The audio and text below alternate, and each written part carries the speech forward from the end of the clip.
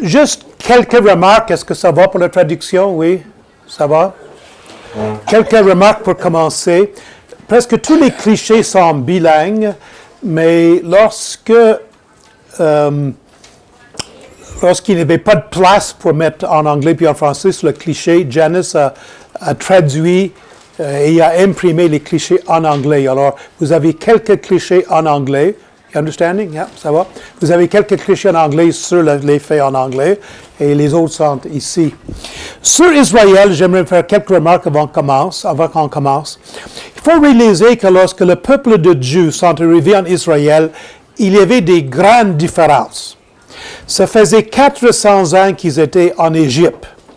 En Égypte, c'est aride, c'est un désert. Désert. C'est le sable. Et la raison que l'Égypte était le panier, c'était là que le blé a été produit pour tout l'Empire romain, en effet. Hein? C'est à cause, c'est le Nil. Puis chaque printemps, le Nil déborde à cause des pluies au cœur de l'Afrique. Et le Nil descend avec l'eau du cœur de l'Afrique et inonde. Et l'eau en Égypte qui permet les récoltes et de produire du blé pour le monde, pour toute la Méditerranée, en effet, c'est donné par le fleuve Nil. Il n'y a presque pas de pluie en Égypte. En Israël, c'est différent. En Israël, il n'y a pas de fleuve. Le Jourdain, c'est à peu près large comme la maison ici. On lit la Bible puis on pense que le Jourdain, c'est un immense fleuve. Écoute, c'est une crique. C'est un peu comme la petite rivière Champlain ici. Là. C'est rien. Là. 5 pas puis tu as traversé. Hein? Alors, il n'y a presque pas d'eau. Et l'eau, donc, dépend des pluies. Et les pluies viennent des froids. C'est très variable. N'oublions pas que la semaine passée, il y a 3 jours, il a neigé à Jérusalem. Lorsqu'on était là, il faisait 70 degrés Fahrenheit. Et ça variable beaucoup. Mais il n'y a presque pas de pluie. Puis le peuple de Dieu dépendait en effet que les pluies arrivent. Puis quand Dieu jugeait son peuple, souvent c'était par des sécheresses, n'est-ce pas? Voilà. La deuxième chose que j'aimerais dire, c'est que c'est bien petit.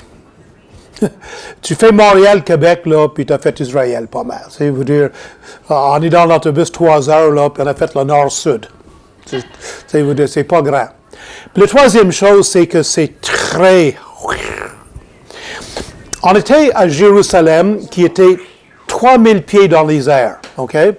N'oublions pas que quand on fait Québec, Chicoutimi, les plus grandes montagnes entre Québec et Chicoutimi, c'est à peu près ça, 3000 pieds, 1000 mètres, à peu près ça.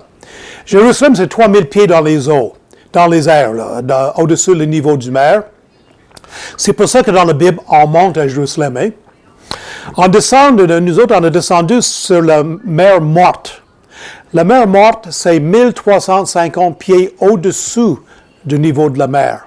C'est l'endroit le plus bas sur la terre. OK? Il n'y a pas de place sur la terre qui est plus bas que ça. Donc, on descend de plus 3000 à moins 1350. C'est presque, on descend presque 1000 dans 15 kilomètres. Dans 25 minutes dans un autobus. Pas vite. OK? C'est très accidenté. Jérusalem est bâti sur 7 montagnes. Hein? Puis, on a beaucoup marché, puis j'ai encore mal aux pieds. C'est comme ça. Tout le pays est comme ça. Beaucoup de montagnes, beaucoup de vallées. Puis ça varie beaucoup. On est dans une région où est-ce que c'est vert, puis c'est rempli de dattes, puis oranges, puis de mangue, puis de citron. Puis 5 minutes après, c'est un désert complet. Une sécheresse, là, on ne peut pas imaginer. Ça varie beaucoup. Bon, on commence. On a commencé avec Cæsarée-sur-la-Mer, ça c'est la mer Méditerranée. Magnifique comme tu vois, c'est un peu l'hôtel où on a resté la première nuit, le premier jour, hein, parce qu'on est arrivé à 8 heures du matin, puis on est parti à 10 heures dans l'autobus. Et Cæsarée, c'est une ville importante. Ça a été bâti par Hérode le Grand. Et on sait que Hérode, c'était un politicien. Et Hérode était opposé par une femme très importante qui l'haïssait. et qui essayait de le déplacer. Est-ce que vous pouvez deviner le nom de la personne qui détestait Hérode puis qui essayait de le déplacer, de sortir de là? Cléopâtre, est-ce que ça vous dit quelque chose? Bon, c'était la guerre entre les deux pendant des années. Alors, Hérode a bâti un palais et une forteresse, et pour faire plaisir à Rome, il a nommé Césarée, pour César. Il l'a nommé comme ça. C'est un peu ce qu'il faisait pour être populaire. Et on voit ici un amphithéâtre romain, puis un aqueduc romain, puis des ruines du palais d'Hérode. On va regarder ça un peu rapidement. Ça, c'est l'amphithéâtre. C'est intéressant que les Romains développaient une structure qui est copiée aujourd'hui. Il n'y a pas un stade de football aux États-Unis puis au Canada qui n'a pas exactement les mêmes proportions que cela.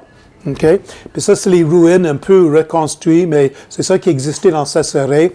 Puis on faisait toutes sortes de spectacles où est-ce qu'on tuait des animaux, puis des criminels, puis un peu plus tard des chrétiens. Paul a passé 2 ans à Césarée en prison. Oups. Et on voit que c'est une port. Il n'y a pas beaucoup de ports de villes portuaires en Israël, puis ça, c'en était une. Et on voit que c'est construit sur la mer, on voit les reliques de ça. On voit, c'est quand même impressionnant, les pierres qui pesaient plusieurs tonnes qui ont déplacé. On n'est pas sûr comment. Et on voit aussi, encore une fois, ça qui reste de la stade. Et on voit les corniches ici, qui sont quand même impressionnantes. C'est 10 pieds de long, celle-là, qu'on voit là, et qui étaient en haut des murs. Et on en voit d'autres sur les poteaux qui sont là. Ça, c'est une inscription qui est très intéressante. On entend parler de Ponce Pilate. Il y en a qui disent que tous ces noms dans la Bible, c'est imaginaire. Puis voici une plaque que nous avons vue, que j'ai touchée. Et en effet, c'est une inscription qui dit que c'est Ponce Pilate qui a ajouté tel bâtiment à Césarée. Donc, Ponce Pilate qui est mentionné dans la Bible, mais on voit ici une inscription qui date de 30 après Jésus-Christ, avec son nom là-dessus. Alors, une des choses qui m'intéresse ce matin, c'est de parler un peu de l'archéologie. Ça, c'est un aqueduc romain. Je vous ai dit tantôt qu'un des grands problèmes en Palestine, c'est qu'il n'y a pas d'eau. Et nous qui vivons au Québec, nous ne pouvons pas imaginer comment c'est là-bas. Il n'y a pas d'eau. Et les Romains étaient très, très bons pour construire des aqueducs. Ça, là, c'est 30 pieds d'eau, c'est 10, 15 mètres de haut, cela. Et comme tu vois, c'est plusieurs milles de long. Il y a dans les montagnes une source. En Césarée, il n'y a pas d'eau. Alors, ils ont construit cet énorme aqueduc pour aqua, c'est le mot latin pour eau. Yes. What? Just talk slowly, please, for the translation. Okay, slow down. Oh, sorry. Okay. Cet aqueduc, aqua, c'est le mot latin pour eau, et qui amène l'eau à Césarée. Et après Césarée, on a visité le Sermon sur le Mont, Sermon sur la montagne. Vous savez que ça leur fait plaisir de dire telle montagne c'était ça, puis telle ville c'est ça, puis bon, on ne sait pas si c'est vraiment le Sermon sur la montagne. Autour de la lac de Galilée, il y a plusieurs montagnes. C'est peut-être celui-là, on ne sait pas. Mais on voit comment c'est magnifique. On parlait de la sécheresse, mais voilà, c'est pas ça qui est là. Et c'est juste à côté de la mer de Galilée. Et c'est qui ce gars-là? Et on voit en bas le lac de Galilée. Alors, Jésus s'est assis en haut de la montagne. C'est intéressant. Nous étions avec un guide qui était un arabe chrétien. Et on était 58 dans le groupe. Puis dans ces endroits-là, c'est intéressant. Dans ce moment, comment Jésus a parlé avec 5000 personnes. Ou peut-être 20 000 personnes, parce que c'était 5 000 hommes, plus les femmes et les enfants. Hein? Puis comment un homme sans microphone, si on est quoi, 25-30 personnes aujourd'hui dans ces petites salles, puis on m'a donné un microphone. Hein? Et comment Jésus a parlé avec 20 000 personnes sans microphone. Et ce sont des amphithéâtres naturels où le son, c'est magnifique. Hein? On était dans l'amphithéâtre que les Romains avaient construit, puis le gars était en haut, puis on était en bas, puis on l'entendait sans microphone. C'est vraiment magnifique, les acoustiques de ces endroits-là. On voit encore comment la végétation, ça c'est la mer de Galilée que vous voyez là. Et voilà, c'est sûr que c'est très commercialisé. Et il y a des monastères partout, des églises partout, puis on aime beaucoup les touristes. Et ici, on voit la vallée d'Israël ou Armageddon. Et vous savez qu'Armageddon, c'est là qui est supposé avoir lieu la dernière grande bataille qui va signaler la fin du monde. Beaucoup de guerres ont eu lieu là. C'est un triangle de riches plaines qui pousse énormément de récoltes, 40 km par 40 km par 25 km. Et on a une autre vision là de la vallée de Jezreel, Armageddon, une autre là. On voit que c'est très riche comme ferme. Et nous étions sur le mont Carmel. Yes. C'est qui le propriétaire de cette vallée-là? C'est le gouvernement? C'est des fermes. C'est des fermes privées. C'est des fermes privées. En Israël, il y a beaucoup de kibbutz. Les kibbutz, c'est d'énormes fermes. Des fois, c'est des centaines de mille carrés où tout appartient à la collectivité. Il n'y a pas de terrain privé ni de maison privée. Tout appartient à tout le monde. C'est un partage égal. Okay? On appelle ça des kibbutz. Puis il y en a partout de ça. Puis il y en a qui sont très riches. Puis très vastes. Alors, on voit Mont Carmel où Baal a appelé le feu du ciel et où il a tué les prophètes de Baal, mais c'est là que ça s'est passé. Bon, c'est une statue récente, touriste, mais en tout cas. Et ça, c'est la Méditerranée vue du Mont Carmel. Si tu te souviens de l'histoire, Élie était sur le Mont Carmel, puis après avoir tué les prophètes, ça faisait 3 ans qu'il y avait une sécheresse, puis il prie avec instance, nous dit le livre de Jacques, pour qu'il y ait de la pluie. Hein? Puis il priait, puis il regardait, puis il envoyait son serviteur regarder. Puis à un moment donné, après quelques fois, son serviteur est revenu, puis il a dit, là je vois un nuage grand comme la main d'un homme. Puis Élisée, a dit, dépêchez-vous, montez sur les chevaux, puis courez, parce que la pluie arrive. Hein? Mais on voit dans Mont Carmel, on voit la Méditerranée. Hein?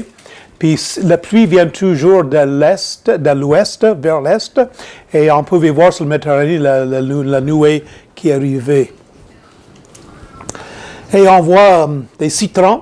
En passant, c'est en plein hiver. C'est leur hiver, puis il y a encore des citrons qui poussent sur les arbres. Megiddo, qu'on a visité, une ancienne ville construite pour protéger la région, forteresse pour Israël. La Bible nous dit que Salomon, puis après Jéroboam, avait mis là des centaines de chevaux. Nous avons vu les stalles, comment on dit ça? Les boîtes où c'est fait en pierre, là, mais il y avait beaucoup de boîtes de cheval. À cette époque-là, une armée qui avait 300 chevaux, c'était quelque chose. Hein. Puis il y avait dans cet endroit-là 2 granges, chacune avec 150, 175 chevaux sur Megiddo. Et on voit que c'est quand même, aujourd'hui, c'est une plantation. On voit les murs quand ils sont reconstruits. C'est une forteresse extrêmement forte. Et on voit un peu la plaine là. Le silo qui est là, c'est intéressant. Dans la ville qui est entourée de murs, on faisait des silos. On voit que le silo était 450 mètres cubes, construit par le roi Jéroboam, qu'on trouve dans la Bible. Puis il y en avait plusieurs, il y en avait 4 ou 5 de ça en Megiddo. Imaginez-vous donc un trou qui est, chérie, une centaine de pieds de profond à peu près, puis grand comme la maison ici, hein? Puis ils remplissaient ça de blé. Et ça leur permettait de résister à des attaques, parce que les ennemis ne pouvaient pas briser les murs, ni traverser les murs. Ils faisaient le tour du mur, puis empêchaient les vivres de rentrer. Mais à Megiddo, à cette ville-là, merci, on a mis assez de blé pour durer des années, là. Et ça, c'est une descente pour aller dans une source. À l'extérieur des murs, il y avait une source, mais il n'y a pas de pluie, puis c'est bon avoir du blé, mais si on n'a pas d'eau, on est dans le trou. Ils ont creusé un trou, là, mais c'est 187 marches. Je les ai descendus, puis je les ai comptés. Littéralement, 187 marches, mais ce n'est pas des marches de 6 pouces, là, c'est des marches d'un pied. Là. C'est des grandes marches là, qui font mal au dos tous les fois quand on les traverse.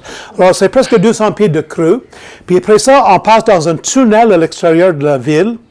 Et après ça, on arrive dans une source qui permettait, puis ce tunnel-là permettait aux gens d'aller chercher de l'eau dans la source, puis on couvrait la source extérieure avec des roches, puis de la brasse, pour pas que l'ennemi sache que c'était là. Puis rendu à la source extérieure, il fallait qu'on monte encore 84 marches pour sortir de la source pour aller sur l'autobus. Alors tout ça pour dire que ça a été construit il y a 2800 ans. Ces hommes-là étaient très capables, ces hommes et ces femmes-là étaient très, très capables, et cela a permis à cette ville-là de résister à beaucoup de difficultés. On voit encore un de leurs silos où est-ce qu'ils mettaient le blé. C'est énorme. La mer de Galilée, aussi appelée Tibérias, comme de raison, c'est pas une mer, mais c'est un lac d'eau fraîche, alimenté par la rivière Jourdain. La rivière Jourdain puise ses sources sur le mont Hermon. Tu as déjà vu le mont Hermon? Non? Tu ne le vois pas de Liban? C'est dans le Liban, je pensais. Je pense que oui. Et c'est la plus haute montagne de la région. Puis il y a beaucoup de neige là, puis ça alimente. Et Jésus a appelé ses premiers disciples. C'est là qu'il a marché sur les eaux. Il a enseigné à ses disciples qui étaient qui faisaient la pêche toute leur vie à prendre des poissons. Hein? Capernaum se trouve sur ses rives. C'est là que Jésus a passé presque une bonne partie de son ministère. Jésus a calmé la tempête. Puis c'est là qu'il a guéri l'homme possédé par les démons. Alors, on va la voir. C'est quoi ça? En tout cas, on voit que la végétation est riche, puis tu vas pouvoir contraster avec ce qu'on va voir tantôt. Alors là, on est sur le lac de Galilée dans un bateau, puis on voit les rives. Il y a beaucoup de villages dans cette région-là. Puis c'est là que Jésus a fait presque tout son ministère. Il a visité Jérusalem quelques fois, mais presque tout son ministère était là. On voit les montagnes qui l'entourent. On comprend que... La prochaine, oui. Jésus demeurait à Nazareth, puis Nazareth est par là. OK? Alors, on voit la vallée par laquelle Jésus est arrivé de Nazareth sur la mer de Galilée. C'est très montagneux. Hein? Aussi, quand on lit dans la Bible que Jésus est sur la mer de Galilée dans un bateau, puis arrive soudainement une grande tempête. Okay? On était sur un bateau, puis les gens sur les bateaux nous ont dit qu'à cause des montagnes, à un moment donné, les vents arrivent, c'est calme, c'est chaud, tout est beau, pas de nuages dans le ciel. Puis 10 minutes après, c'est une tempête terrible avec des vagues de 15 pieds. Parce que les tempêtes terribles, un peu comme ici au Québec, des fois l'été, à 5 heures de l'après-midi, arrive un orage rapide, là. Mais là-bas, c'était comme ça. Et à cause de ces vallées où est-ce que les vents arrivaient. On le voit encore ici, par où Jésus est arrivé. Et avant la pêche, alors il prenait c'était légal au Québec. On a des braconniers ici dans la salle, je ne dirai pas leur nom, là.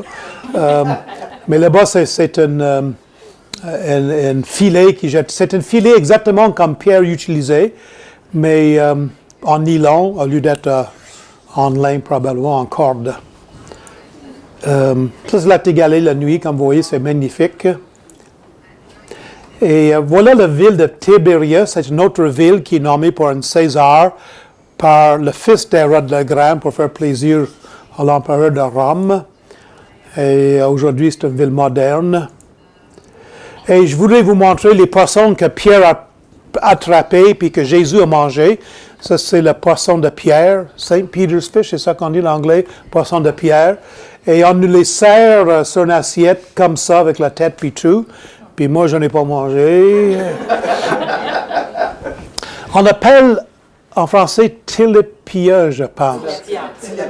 Excepté qu'il y a beaucoup de boissons qui s'appellent tilapia. Mais j'ai vu ça dans une épicerie hier.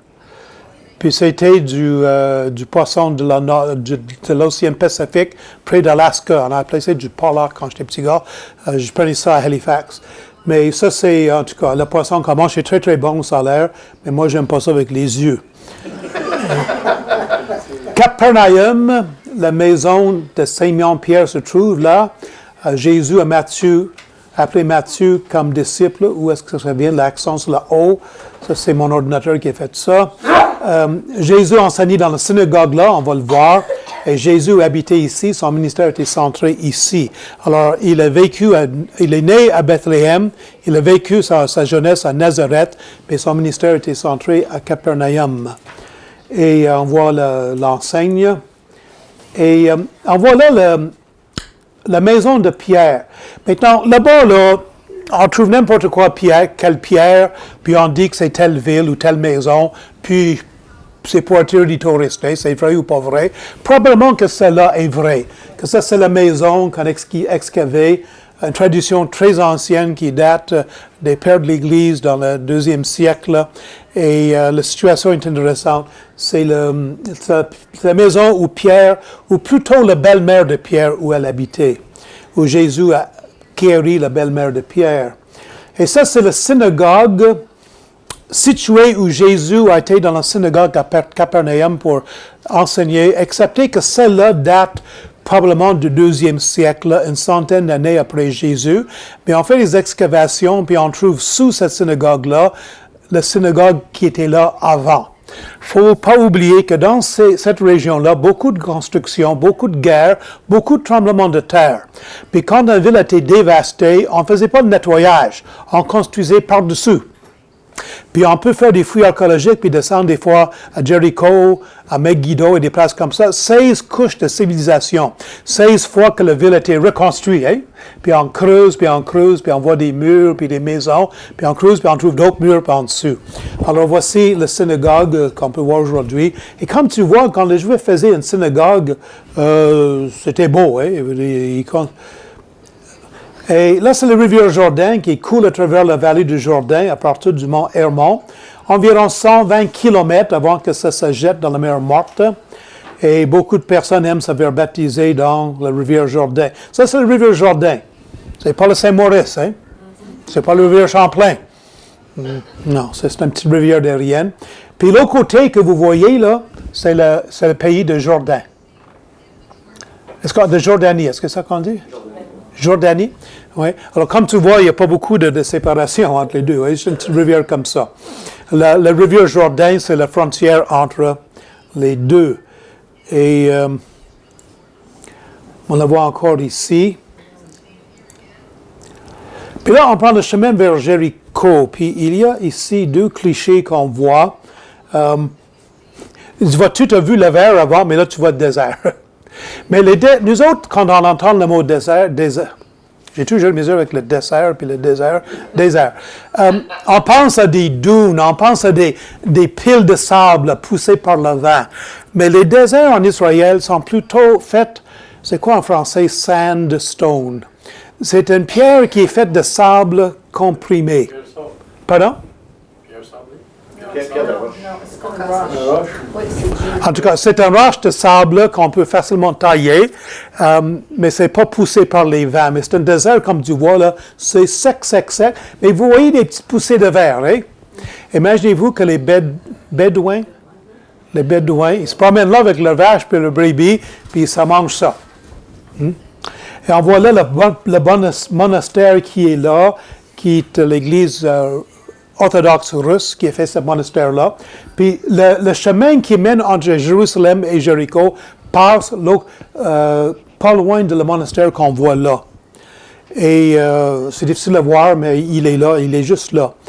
Et quand on parle de cette Samaritaine qui était en route entre Jérusalem et Jéricho, puis des bandits l'ont attaqué, mais c'est là qu'il était.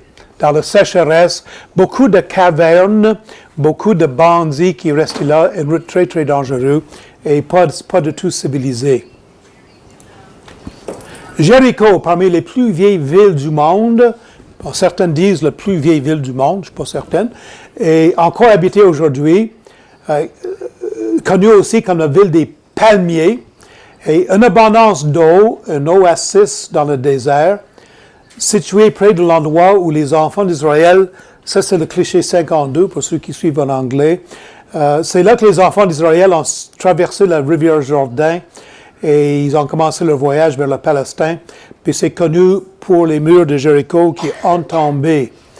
Puis on voit là un peu les ruines de Jéricho. Maintenant, il y a une très grande controverse parce que, bon, les enfants d'Israël sont allés dans la terre promise, l'Exode, l'entrée en Palestine, 1400 ans avant Jésus-Christ. Probablement que l'entrée en Palestine, c'était 1405 environ. Et les archéologues vont nous dire qu'ils ont regardé ça, puis les murs, ça date de notre époque, puis il n'y a pas d'évidence et tout cela. Mais moi, j'ai fouillé avec Ellen, on a fouillé tous ces murs-là pendant une bonne heure et demie, je pense. Puis j'aimerais simplement vous dire qu'il n'y a rien là qui prouve quoi que ce soit. Il y avait une ville là, il y avait des murs qui ont tombé, puis dire plus que ça, là, il faut avoir beaucoup d'imagination, ce qui me concerne.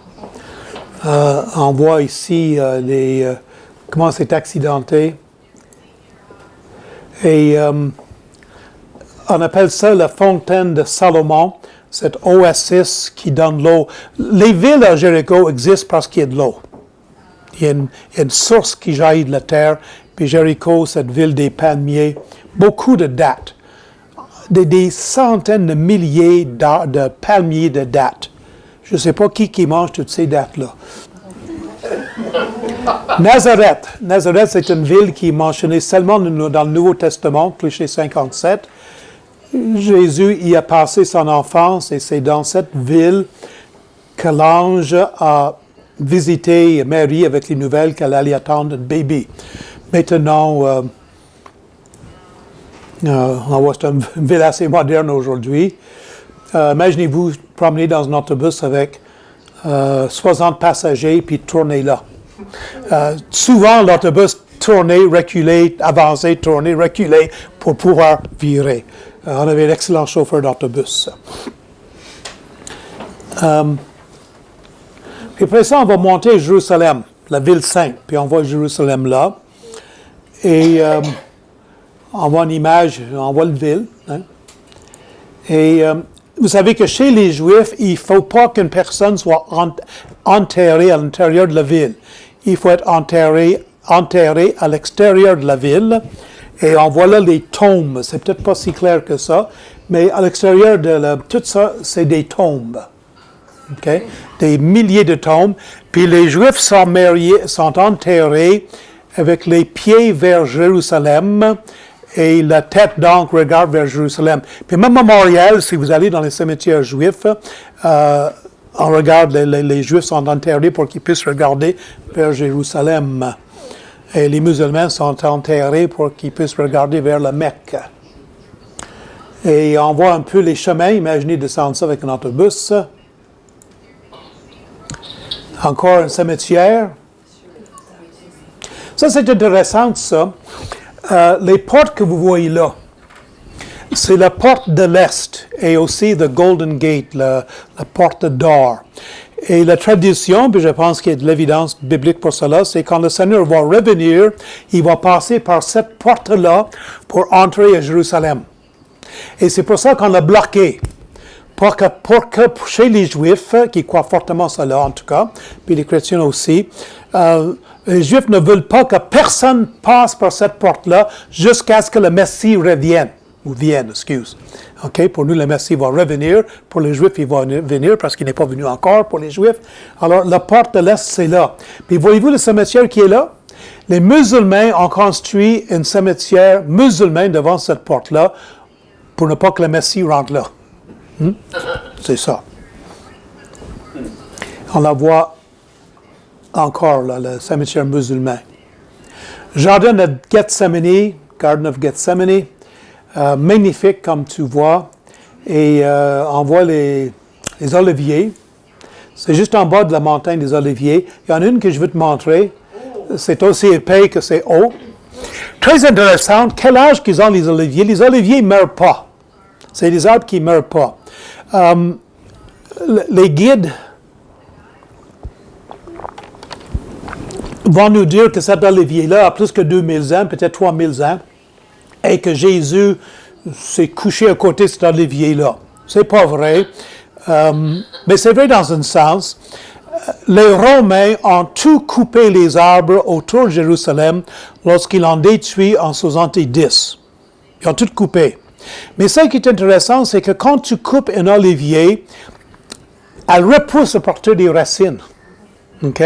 Alors, c'est très probable que cet olivier-là, qui date probablement de 1000, 1200 ans, peut-être un peu plus, cet olivier-là probablement a repoussé des racines et donc, dans un sens, existé du temps de Jésus. C'est très, très possible. Ça j'ai fait ça pour Bill. C'est quoi le Beriba, Bill? Beriba. Ça te dit rien? Ça, c'est... Où est-ce que c'est ça, chérie? Oh, Mariba. Beriba. Mariba.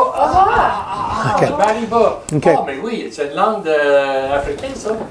Ouais, N'est-ce pas? Ça, c'est où, Ellen? Ça, c'est dans le jardin de Gethsemane, Ellen? Non, c'est dans... C'est c'était proche. montagne des Oliviers, plutôt, oui. Il y a un monastère où on a mis le Notre Père dans à peu près 200 langues. Je dirais plus que ça, 200 langues. Mais Ellen et moi, j'ai frappé parce qu'une des langues, c'est le Beriba. Il y a 35 ans, peut-être, à Publication chrétienne, on nous a demandé d'aider une mission de faire des Bibles dans la langue africaine. Il y a des missionnaires qui ont traduit la Bible dans cette langue Beriba, qui viennent du Bénin. Et Ellen, mon épouse, l'a tapé au complet le Nouveau Testament. Puis Bill a fait la mise en page de cette Bible-là. Et nous avons trouvé sur les murs de Gethsemane, on a fait 2 Bibles, Dampego puis Beriba, pas la Bible au complet, le Nouveau Testament. J'ai oublié, je voulais les amener avec moi. Puis tout d'un coup, je regardais, j'ai dit Beriba. Je me souviens de cette...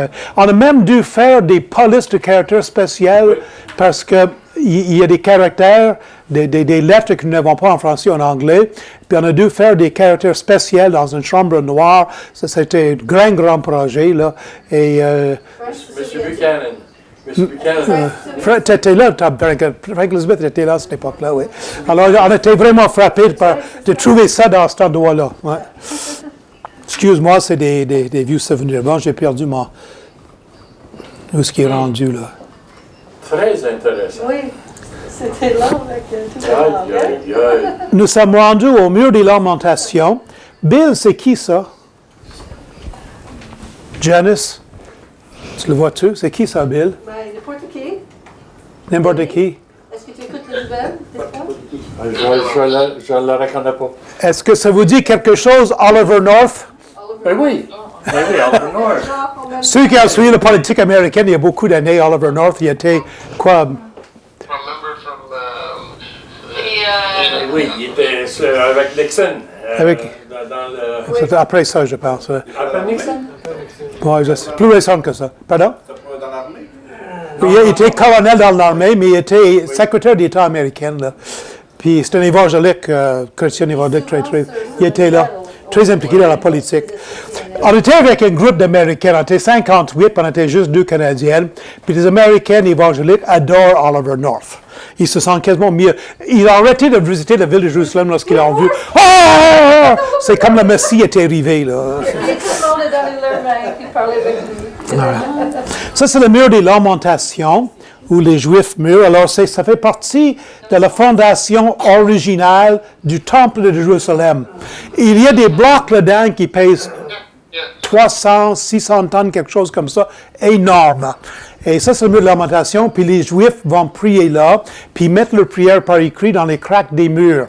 Et cette année, ou la fin de l'année passée, Stephen Harper, Premier ministre du Canada, a mis une prière dans les craques des murs là. Je l'ai vu à la télévision faire cela. Alors, les hommes et les femmes se sont séparés là. C'est quand même haut. J'ai mesuré avec quelqu'un, il avait dit que c'est 45 pieds de haut, puis ça, c'est juste la fondation de l'ancien temple. Puis on peut aller en dessous dans les tunnels, puis ça continue très, très creux en dessous. C'est un énorme projet, construit par Hérode le Grand. On se souvient qu'il y a eu 3 temples, en effet. Là. Le premier temple qui a été construit par Salomon, détruit par les Babyloniennes en 586. Après ça, sous Néhémie et Esdras, on a reconstruit le temple. On appelle ça le 2e temple. Puis le temple du temps de Jésus, c'est encore le 2e temple construit par Néhémie. Mais le temple de Néhémie, c'était rien. C'est une petite affaire de rien.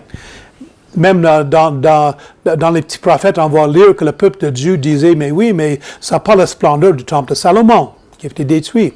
Mais Hérode le Grand, qui était roi d'Israël pendant une bonne période de temps, qui n'était pas un juif, il faisait appeler le roi des juifs, mais c'était une Édoméenne ou un descendant d'Isaïe. Et lui, il voulait être populaire avec les Juifs, donc il a reconstruit le temple. Ça a pris plus que 50 ans, hein, un énorme projet. Et c'est surtout lui qui a fait cela. Certains l'appellent le troisième temple, d'autres l'appellent le deuxième temple, mais c'était une reconstruction ou un agrandissement du deuxième temple de Néhémie. Et on voit là les hommes qui prient. Ils sont là comme ça.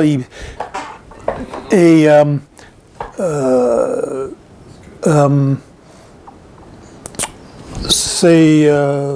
Il bouge toujours quand il prie. Puis les hommes et les femmes sont séparés par une clôture, on ne la voit pas, là. Moi, je n'avais pas le droit... Pardon? Avec les phylactères? Oui, je vais en parler, oui. Ma femme était allée où il y avait les femmes, moi, je n'avais pas le droit d'y aller. Et pour aller, j'avais besoin de mettre une... Comment on appelle ça, là, les chapeaux, là? Kippa, quelque chose comme ça, tu me vois avec ça. Est-ce qu'on voit les phylactères? Je vais reculer. On la voit ici sur la tête. Alors Jésus va parler des pharisiens qui mettaient un phylactère. Dans Deutéronome chapitre 6, ça dit, tu mettras ces paroles sur ton front, puis tout cela. Mais il prenait ça très littéralement. Il écrivait le schéma. Schéma en hébreu veut dire entendre ou écoute. Écoute, ô Israël, le Seigneur ton Dieu est un seul Dieu, tu l'aimeras avec tout ton cœur, toute ton âme et tout cela. Deutéronome chapitre 6, versets 4 et 6. Ils écrivent ça, puis ils mettent ça dans une petite boîte sur leur tête, puis ils mettent aussi sur leurs jambes. Puis Jésus, ça s'appelait des phylactères. À Jérusalem, à Montréal, on le voit des fois dans certaines saisons de l'année parmi les Juifs orthodoxes.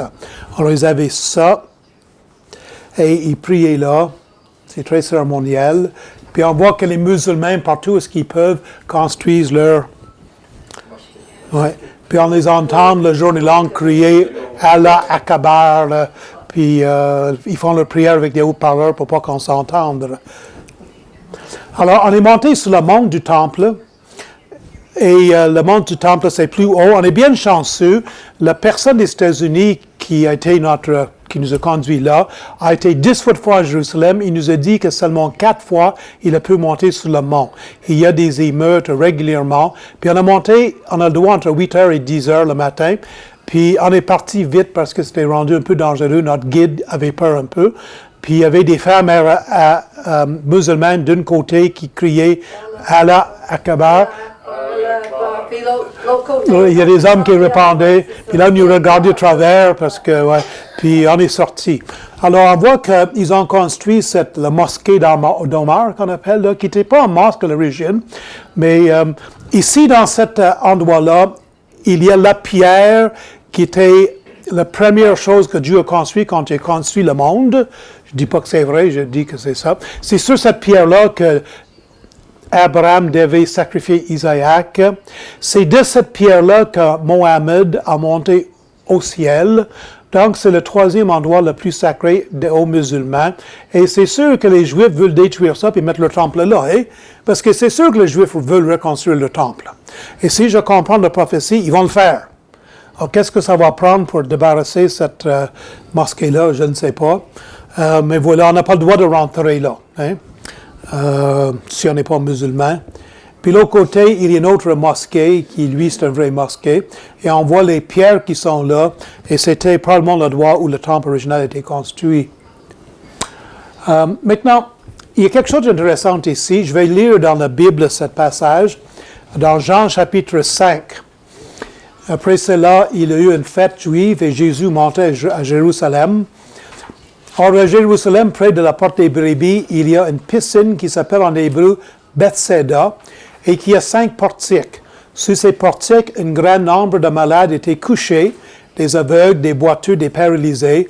Là se trouvait un homme infirme depuis 38 ans. Jésus le vit couché et sachant qu'il était malade depuis longtemps, il lui dit « Veux-tu être guéri ?» L'infirme lui répondit, « Seigneur, je n'ai personne pour me plonger dans la piscine quand l'eau est agitée, et pendant que j'y vais, un autre descend devant moi. Lève-toi, lui dit Jésus, prends ton brancarde et marche. » Aussitôt cet homme fut guéri, il prit son brancarde et se mit à marcher. C'était un jour de sabbat. Et pendant presque 1500 ans, les critiques, les sceptiques ont dit cette piscine de Bethsaida, à côté de Jérusalem, parce que dans l'histoire, l'homme guéri est allé au temple, puis Jésus était déjà au temple, donc il fallait qu'il soit proche du temple. Pendant 1500 ans, on disait que ça n'a jamais existé, c'est une histoire inventée. La personne Jean, l'évangile de Jean, seulement a été écrit par une personne qui n'avait jamais vu Jérusalem avant que ce soit détruit en 70. Ce n'est pas un témoin oculaire. Et ça n'a jamais existé, cette piscine de Bethsaida. Imaginez-vous que dans les années 1800 quelque chose, on a découvert la piscine de Bethsaida. Et on voit là, ça c'est une photo que Ellen a prise, je pense, et on la voit là, et on la voit là, c'est très très cru, mais n'oublions pas mon histoire de couches de civilisation bâties une par-dessus de l'autre. Mais c'est quand même d'énormes piscines, il y en a deux, et c'est très cru, puis là, ça c'est plus récent, ça. Et c'était proche du temple. N'oublions pas que chez les Juifs, il fallait se laver chaque fois avant d'aller au temple. La purification par l'eau était très importante pour eux. Alors, c'était côté du temple. Les Juifs allaient pour se purifier. Mais il y avait une tradition qui disait que si les eaux étaient troublées, la première personne qui se jetait dans l'eau a été guérie. Et voilà l'histoire de Jean, chapitre 5.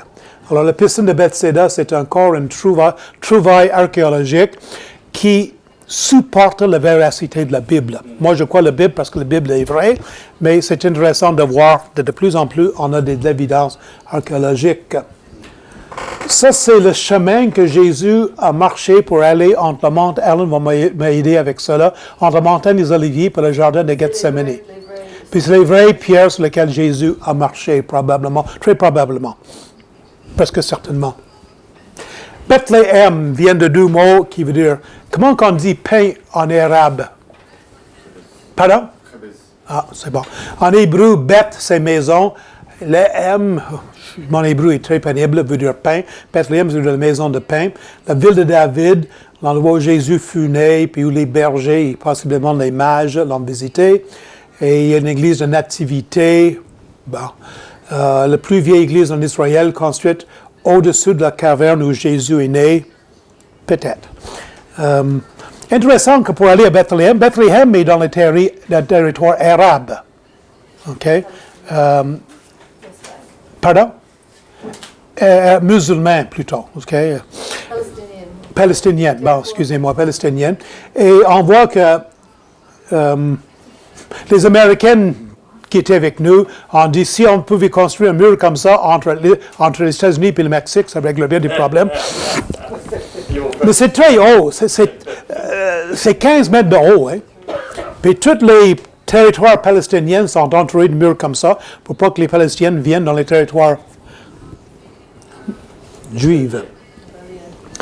Alors, Bethléem, c'est très touriste. Ça, Ellen, c'est quoi ça? C'est là que Jésus est né ou quelque chose, là? Bon, je ne sais pas comment ils savent ça. Ouais. C'est là la place. Ah oui, j'ai vu ça. Ça, c'est la place où... As-tu été en Israël, toi? En les photos à TV, oui, c'est ça. Voilà.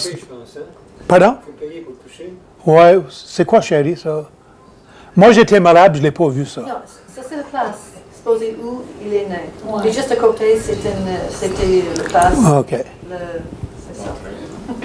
ça. Ça, c'est intéressant. Je vous montre ça parce que ça, c'est des abreuvoirs, c'est ça? Non, des mangers. Jésus est né dans un mangeoire, OK. Mais ça, c'est un mangeoire, ça. Puis ça, c'est plutôt à Megiddo, si ma mémoire est bonne. Mais on voit comment que, ils ont préparé ça. Il y avait beaucoup, beaucoup de ça. Hein? Puis c'est là que les chevaux mangeaient puis buvaient. Mais quand on entend parler que Jésus est né dans une mis dans un mangeoire. Dans un mangeoire.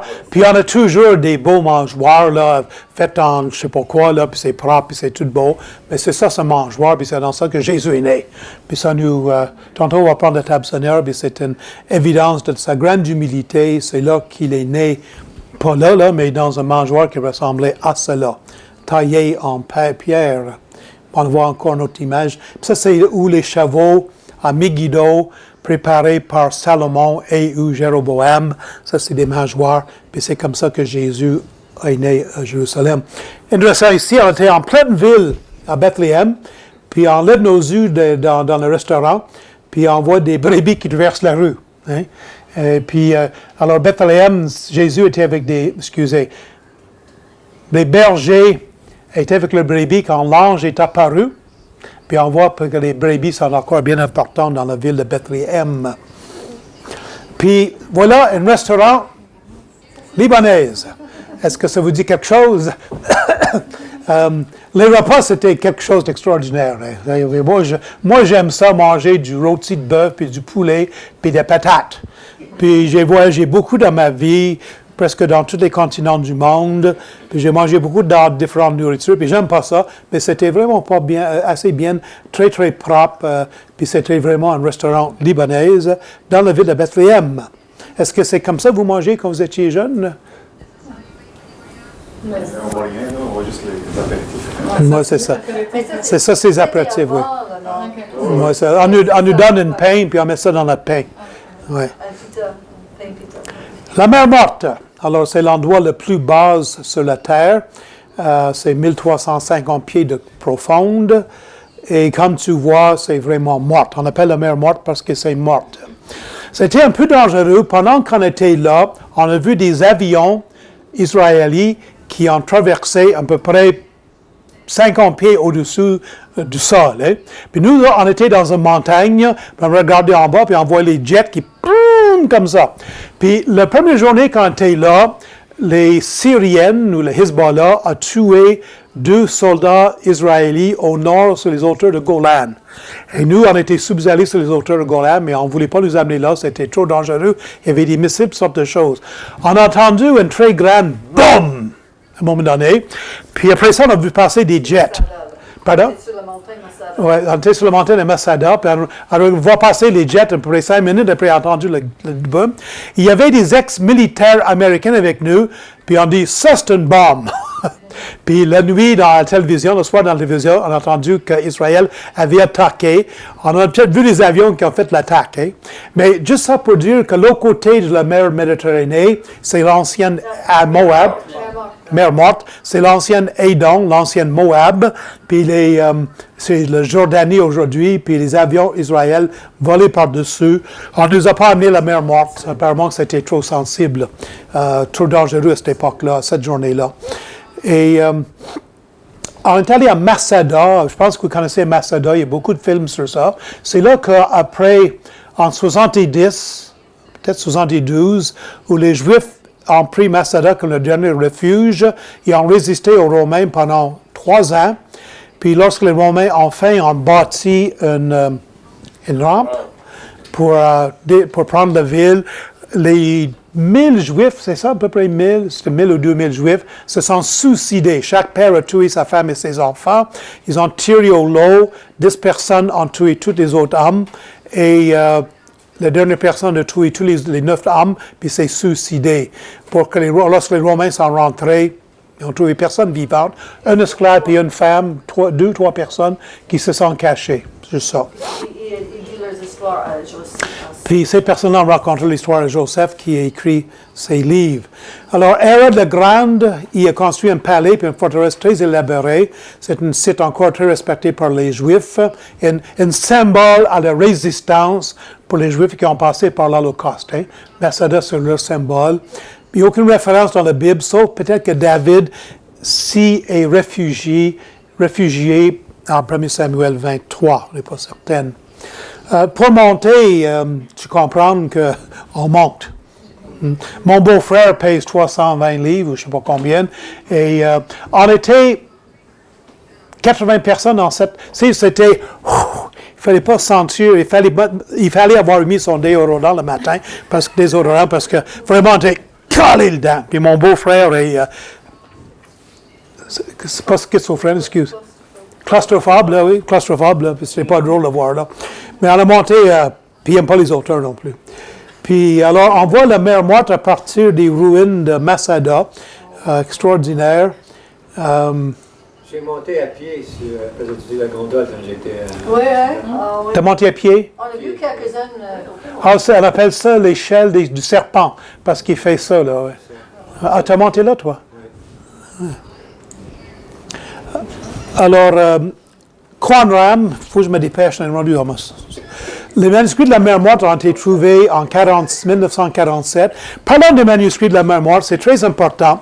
Vous réalisez que pour l'Ancien Testament, nous avions très peu de manuscrits et les manuscrits les plus importants qu'on avait de l'Ancien Testament étaient produits 1000 ans après Jésus-Christ, puis même 1100 années après Jésus-Christ, par des rabbins qui s'appelaient les Massorites.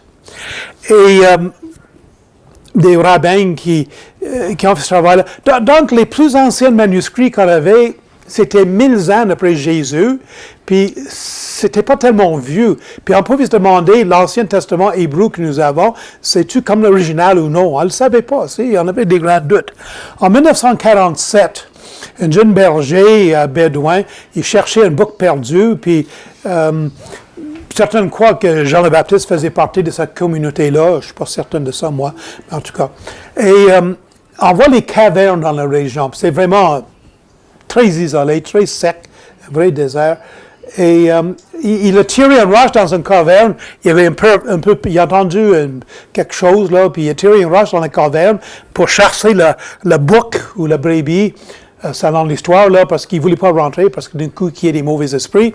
Puis, il a entendu quelque chose de cassé. Il est allé chez lui chercher ses parents qui sont venus, puis ils ont trouvé des pots avec du papier. Puis, bon, il y a toutes sortes d'histoires, mais ça s'est trouvé au moins en partie chez une personne qui était expert de ça là. Puis, on a trouvé que c'est des manuscrits qui ont été produits soit à l'époque de Jésus, ou soit 100, peut-être 150 ans avant. Et entre autres choses, on a un manuscrit complet du livre d'Ésaïe, que j'ai vu avec mes yeux. Il y a beaucoup d'années, quand je connaissais l'hébreu beaucoup mieux qu'aujourd'hui, j'ai passé beaucoup de temps à examiner lettre par lettre le manuscrit hébreu de 1000 ans après Jésus-Christ, les Massorites, avec le manuscrit hébreu de la mer Morte, qui date 1000 ans ou peut-être 1200 ans avant cela. Donc, il se passe 1200 ans des manuscrits de la mer Morte, puis les derniers manuscrits hébreux qu'on utilisait comme témoins du texte. Puis moi, j'ai pris le temps, dans ma folle jeunesse, d'examiner ça lettre par lettre. Aujourd'hui, je ne pourrais même pas le lire. Là, mais, alors, je l'ai vu avec mes yeux, ce manuscrit-là. J'étais bien content de le voir. Et je peux vous dire qu'il n'y a pas beaucoup de changements. Ça, c'est Qumran.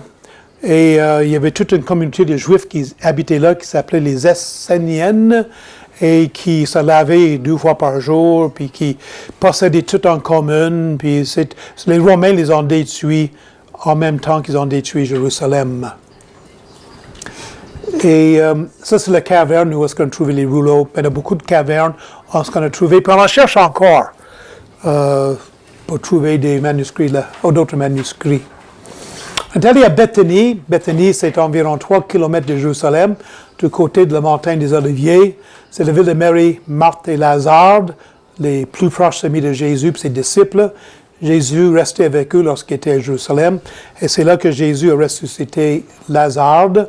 Et c'est là que ma femme, il a fallu que je me batte avec elle pour qu'elle monte sur un chameau. Toute une expérience. Ça, c'est un modèle de la ville de Jérusalem très intéressant. Combien c'est grand, chérie? C'est quasiment, je dirais, 200 pieds par 75 pieds à peu près. Là. C'est un modèle très, très, très intéressant. Puis on voit le vrai Jérusalem en arrière, puis on voit le modèle qui est là. Ça, c'est l'Élysée national d'Israël, où sont les manuscrits de la mer Morte. Et ça, c'est une copie du rouleau d'Ésaïe. OK? Tu étais là, toi? Ouais. Du rouleau d'Ésaïe. Rouleau d'Ésaïe, c'est ça. Et ça, c'est un exemple des manuscrits qu'ils ont là. On voit bien, c'est intéressant de lire ces manuscrits-là. Il n'y a pas d'espace entre les mots. C'était... Il y a plus de chapitres que ça hein, dans le rouleau que les Bibles chrétiennes. Je ne pense pas dans Ésaïe. Dans les psaumes, oui, mais en Ésaïe, ça me... Dans les psaumes, oui. Il y a 3 ou 4 psaumes de plus. Oui. On va aller au calvaire puis le tombe du jardin. Maintenant, en Israël, il y a 12 sites qui prétendent être le tombe puis le site de la crucifixion de Jésus. Les églises catholiques et les églises grecques orthodoxes se battent pour avoir le meilleur site. Bon, puis les églises sont construites là. Mais dans plus qu'une centaine d'années, un officier militaire britannique, Charles Gordon, en réalise que l'Angleterre avait le contrôle de cette région-là. Cet officier-là a trouvé un site probable de la mort puis l'enterrement de Jésus, situé hors des murs de Jérusalem. C'est très clair dans le Nouveau Testament que Jésus a été crucifié hors des murs. Pour les Juifs, il aurait été impossible de mettre quelqu'un de mort à l'intérieur des murs de Jérusalem. Alors, c'est là qu'il a demeuré. Aide-moi, chérie. La maison en arrière, c'est là que Gordon a demeuré. Puis, il a trouvé ce site-là. Ça, c'est probablement le crâne. On réalise que Golgotha veut dire crâne, l'endroit du crâne, the place of the skull, l'endroit du crâne. Et c'est probablement là, c'est là que notre Seigneur a été crucifié. Puis, ça aussi, on voit encore le crâne qui est là. Et, puis ça, c'est les tombes. Puis on voit comment ils sont faites. Les tombes, c'est des cavernes. Et ici, c'est probablement, mais c'est le tombe qu'on pense que c'est le tombe de Jésus. Encore une fois, là, moi, je suis le grand sceptique, là. Et on parle du pierre qui était roulé. Puis nous autres, quand on était petits gars à l'école le dimanche, on pensait que c'était une grande pierre comme ça. Mais les pierres, c'est fait dans une forme d'une lounie. C'est une pièce une tounie, là. C'est comme ça. Puis on faisait une espèce de fente dans la roche. Puis on les roulait comme ça, là. C'est plutôt roulé de côté. Et ça, c'est les tombes qu'on utilisait. Puis on réalise qu'on mettait les personnes mortes là-dedans, emballées dans un drap. Puis après 2 ans, ou un peu plus, un peu moins, il restait juste des os, puis on ramassait les os, puis on mettait à part pour avoir une autre place pour enterrer quelqu'un. Les tombes étaient chers, ils étaient utilisés pour 1 ou 2 ans, pas plus. Et il n'est pas là, il est ressuscité. Ça, c'est très important. Réveillez-vous les jeunes. Regarde ça, on a un cadeau pour vous autres. Sais-tu qu'est-ce qui s'est passé là? Ça, c'est là que David a tué Goliath. OK? Alors, les enfants d'Israël étaient sur la montagne qui est ici, la montagne de Gilboa. Est-ce que j'ai raison de dire ça? Boys, ma mémoire fait défaut. Puis, les armées des Philistins étaient ici. Puis, David a traversé un ruisseau pour aller chercher combien de pierres que David a ramassées? 5 pierres. Oui. Puis, c'est dans cette ruisseau-là qui est sec maintenant que David a ramassé ces pierres pour tuer Goliath. Puis ma femme vous a amené un cadeau. Allez voir ma femme, les jeunes. Oui, OK. Alors, ça, c'est une pierre qui a été ramassée dans le ruisseau. Puis, vous savez, vous avez remarqué que je suis très sceptique, mais c'est très, très, très probable que c'est le ruisseau où David a ramassé des pierres pour tuer Goliath. Et c'est comme beaucoup de ruisseaux en Israël, c'est sec la plupart de l'année, c'est humide quand il pleut. Pardon? C'est pas la même pierre. C'est pas la même pierre, là, mais c'est ça. Alors ça, c'est ma femme, puis le sœur de ma femme qui a ramassé des pierres. On voit beaucoup de monde qui a ramassé des pierres, puis on voit la montagne où les enfants d'Israël étaient situés parce qu'ils avaient peur des Philistins, puis David est descendu, il a ramassé des pierres, puis il est allé s'attaquer à Jérusalem, à Goliath, excuse-moi, je suis fatigué. OK? Ça va? La Via Dolorosa où Jésus a marché entre le la maison du souverain sacrificateur, puis la forteresse de Pilate pour aller à Golgotha. Puis comme tu vois la Via Dolorosa, qui est latin pour le chemin de douleur, c'est un peu commercial, n'est-ce pas? C'est intéressant que l'on est là, puis les marchands, ils parlent presque pas anglais, mais ils sont capables de dire $1, puis tout est $1. On nous avait averti d'amener une centaine de billets $1 avec nous autres, puis voilà. Mais c'est très commercialisé. Et on voit ça, les pierres. Ça, c'est très intéressant ici. Êtes-vous capable de voir le cercle qui est là avec les lignes dans le cercle? Est-ce que vous êtes capable de voir? Je vais laisser ça pour un bout de temps. Vous savez que les soldats, ça, c'est le plancher. Puis là, c'est vraiment certain, là. Où Jésus a été fouetté, ou est-ce que Jésus, c'est dans le sous-sol de la forteresse de Pilate, de Ponce Pilate, où Jésus a été mis en prison pour la nuit, et où les soldats ont joué pour avoir les vêtements de Jésus. Jouer au sort, n'est-ce pas? Puis, parmi les jeux que les Romains avaient, c'était une sorte de cercle avec des lignes, puis on jetait des morceaux de pierre ou je ne sais pas quoi. Est-ce que vous le voyez, le cercle qui est là? Et ça, là, c'est peut-être le cercle dans lequel les Romains ont joué pour décider qui allait avoir les vêtements de Jésus. En tout cas, c'est certain que c'était dans cet endroit-là. La forteresse de Pilate a été située là, puis dans un donjon. C'est déprimant d'être là. Moi, je suis 5 pieds. Déjà, j'étais 5 pieds 11, je ne le suis plus. Puis ma tête frottait presque. C'est presque déprimant. Ça, ce sont des pierres dans cette grotte-là où notre Seigneur a marché, dans cette caverne-là. Puis c'est fini.